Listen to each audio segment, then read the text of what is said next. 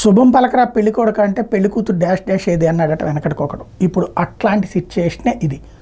కాకపోతే భారతీయ జనతా పార్టీతో మిత్రుత్వంలో లేదు వైఎస్ఆర్ కాంగ్రెస్ పార్టీ.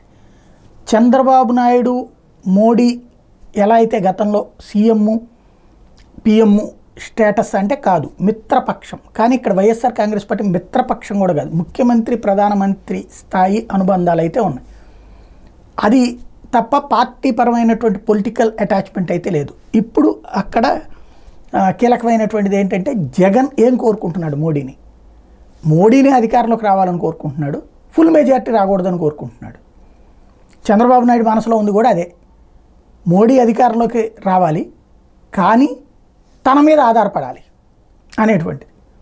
అయితే ఆయన కూటమిలో ఉండి కాబట్టి ఇప్పుడు ప్రాబ్లమ్, ఈయన కూటమిలో లేకుండా ఆ కూటమి మొత్తానికి కలిపి 250 సీట్లు వస్తే తనకు 25 సీట్లు వస్తాయి. అప్పుడు తను హోదా తెచ్చుకోగలడు, పోలవరానికి డబ్బులు తెచ్చుకోగలడు, ఏది అడిగినా పని జరుగుతుంది అనేటువంటి.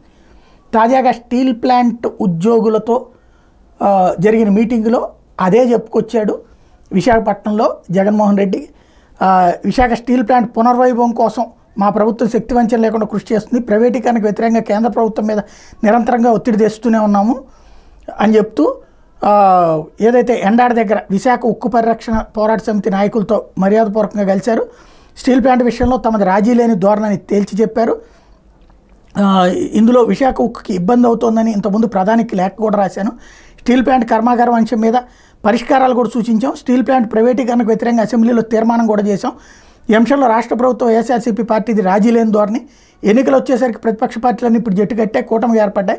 స్టీల్ ప్లాంట్ విషయంలో ప్రతిపక్షాల నైతికతను విలువలను విడిచిపెట్టాయి. ఇందులో శాశ్వతంగా ఇనుప ఖనిజం గనులు కేటాయింపుతో ప్లాంట్ పరిస్థితి మెరుగుపడుతుంది, మిగతా అంశాలు దీని మూలంగా పరిష్కారం అవుతాయి. విశాఖ స్టీల్ ప్లాంట్ పునర్వైభవానికి శక్తివంచన లేకుండా కృషి చేస్తున్నాం, కేంద్ర ప్రభుత్వం మీద నిరంతరంగా ఒత్తిడి తీసుకొస్తూనే ఉన్నాం.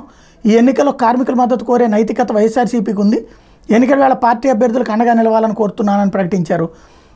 తనకు గనక పూర్తి మెజారిటీ వచ్చి అక్కడ మోడీకి పూర్తి మెజారిటీ రాకపోతే దాని ప్రైవేటీకరణ జరగనివ్వనంటూ హామీ ఇచ్చుకొచ్చారు.